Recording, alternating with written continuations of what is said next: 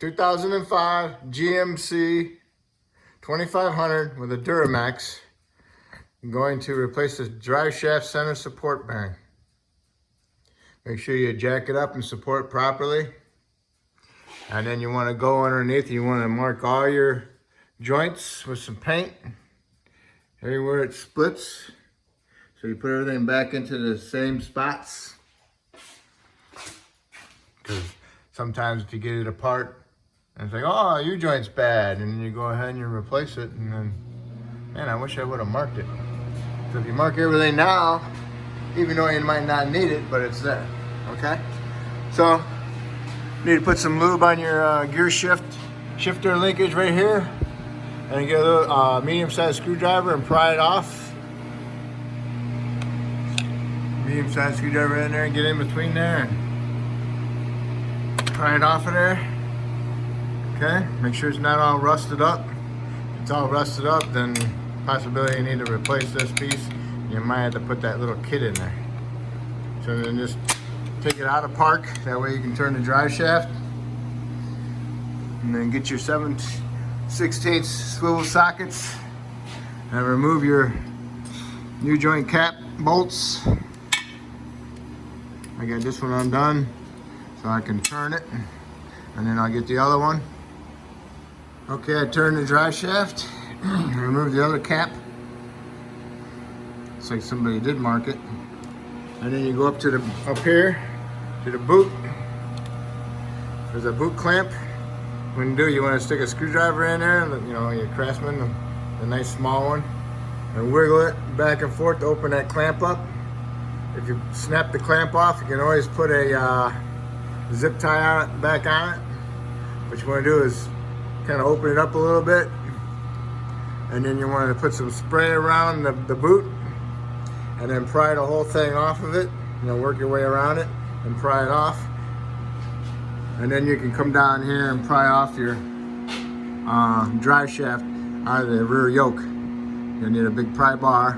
Be careful you don't pull the U-joint out of the caps. And when if you do get it off, stick it out, just pull the cap off so you don't lose it, so it doesn't fall on the floor and then you lose all your needles.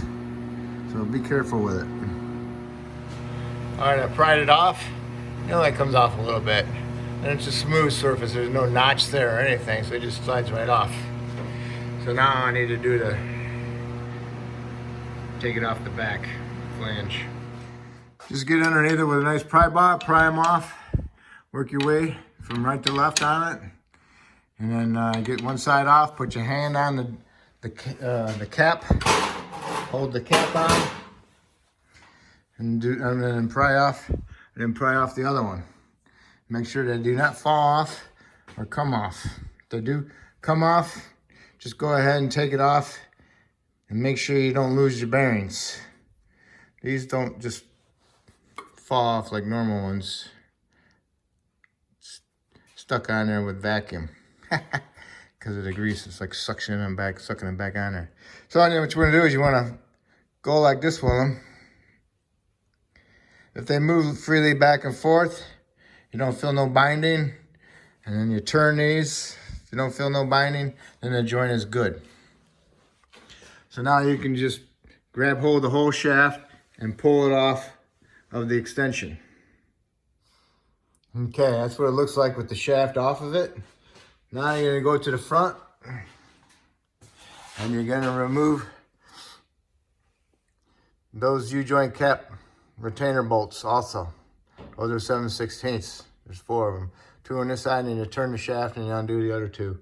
And when you get them undone, you can come back here and loosen up your 15mm nuts that are on top of your center support bearing.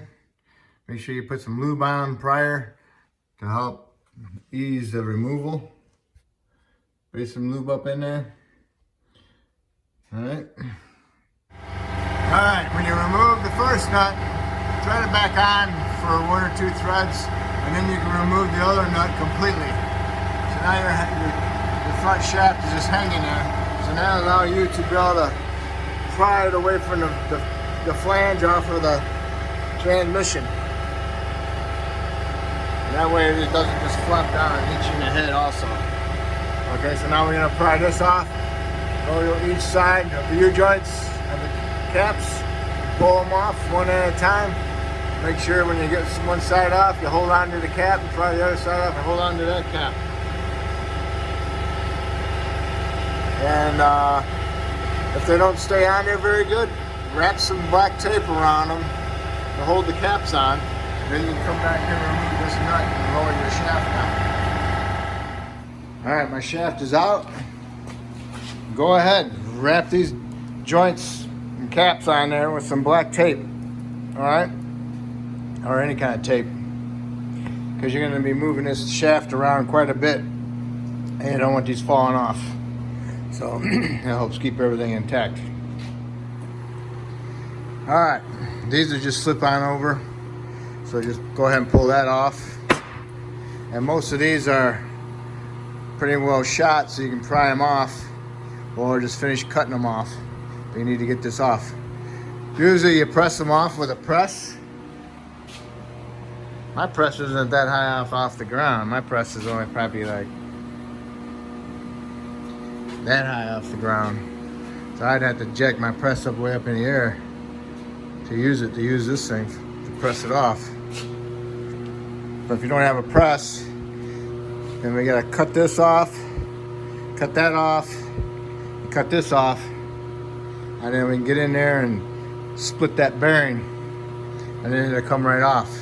So if you got a die grinder, you can cut all them off, unless you got a long puller. I can't find mine at the moment. Everybody's got a die grinder, hopefully. Use a die grinder. Slice it right there. It's got a little hole there. So you don't have to die grind so much, and do this side. And you pry this piece up. Okay? We're just gonna work our way down in there. Pry this part off with a screwdriver. Remember, notice which way it comes off too, because this piece, all right? So now we got this piece is the outer. That's already cut in half, so now we just need to split it open more and get that off. You might want to just turn it 180 and slice it on this side. The whole thing just comes right off. That's the easier way. Okay, I split it on both sides. Let's see what it looks like. See how easy it comes apart? Boom. And now you need to just cut the cage and get the rollers out of there. You got it all cleaned up, get all the pieces out of there. You can get this piece out of there too. You just cut it, pull it off. Get yourself a little hammer, tap that piece off. That way you can see what you're dealing with. This is the shaft, the inner race, okay? Now all you want to do is slice that inner race as much as you can. Try not to cut into the shaft at all. If you do cut into it just a little bit, you're fine. So once you get it split, you get it cut pretty good, then you get a chisel in there. Make sure your shaft is flat, on a flat surface. Stick a chisel in there and smack it, and you'll crack it. Okay, cut it. Hit it just a little bit there. What you're gonna do is take a chisel and get it right here and smack it. And you're gonna crack it the rest of the way, and that expands it, and you can just slide it off or tap it off the rest of the way. So make sure your shaft is on a flat surface. Put some support up against the bottom of it.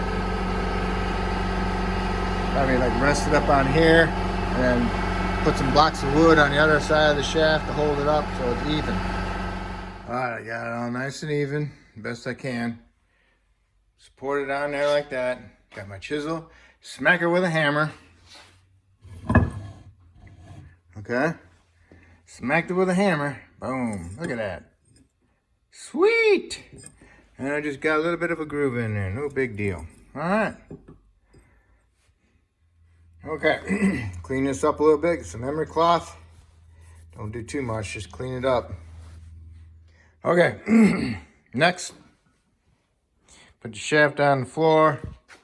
Find yourself a pipe that will go over that, but is not bigger than the inner race. Okay?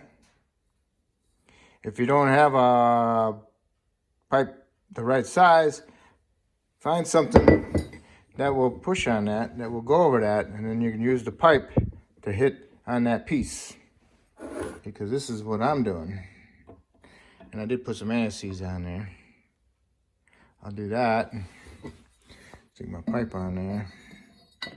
And like that. And then I'll hit the end of my pipe. This is my pipe that I made. And I welded a cap on it. Because pipe, hit them with a hammer and they expand like that and turn all crappy looking. Okay, this is my bearing installer. So there we go. Now I'm just going to tap it down. Voila. That's down there all the way. You can see the shaft sticking up through the bottom of it. See it in there? So it's down all the way. You know the change in the difference in the sound when stuff bottoms out. So now we're ready to go back together. All right, you stuck your shaft up there. Put your one nut on your support. Go over here to this one.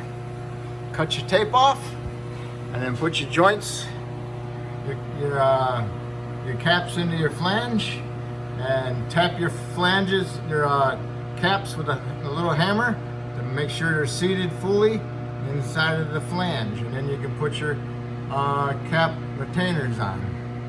When you put the drive shaft up in there, make sure you line up your marks, and then also that the cap is past that little notch inside there. Snug it up, and then go to the other side and make sure it's in there too, and snug it up. Then you can torque your bolts. You can torque your bolts to 20 foot-pounds. You might want to double check the torque spec, but that's what I go with them. Okay, so torque those to 20 foot-pounds equally. Go over them a couple times, and also make sure they're seated in there when tapping with a hammer. Okay. Next, to put your other nut on your center support, and then you got both of them up in there. And what you want to do is you want to push this straight up, snug them up, and then tighten them up. Tighten those up to like 30 foot-pounds. Okay. Just make sure you don't be prying up against it or anything. Just push it up and tighten it. Next, grab the rear shaft, line up your marks that you put in there. Okay. Start it in the spline. There might be a dead spline in there. See? No grease, grease. No grease. Dead spline, okay? So you need to line that up. If you don't line that up, then it ain't going together. Okay? So once you got it pushed on there, line your U-joints, caps inside there. Do it the same way the front one was. Remember, it's got a little notch. Get them in there, put the retainers on them, snug them up, tap them with a hammer, and then torque them to 20 foot-pounds. All right. The dead spline, if you got it lined up, it goes right on there. If it isn't lined up, you're going to be pushing and binding. So dead spline lines right up, smooth sailing, pushes right on, okay? Just make sure you're double checking your alignment marks, okay? That's what they're there for. All right, so then you got your back all lined up, pushed in, snugged them up, tightened them up, tapped them in with a hammer. Now you need to come back here, push this up on here, best you can do it. Push it all the way up there till it stops. And then get yourself your side cuts, wire cutters, or a crimper for at least this style clamps, and crimp it up and tighten it up. All right. And then when you got that done, then you need to come back up here, put it back in park, line up your lever, squeeze it, give it a little tug, make sure it doesn't pop off. If it pops off, then you gotta make sure it stays on there. And that's it. You have successfully done your center support bearing. If I helped you out, awesome. Maybe you can help me out by subscribing. If you already did subscribe to me, I appreciate it, and thank you.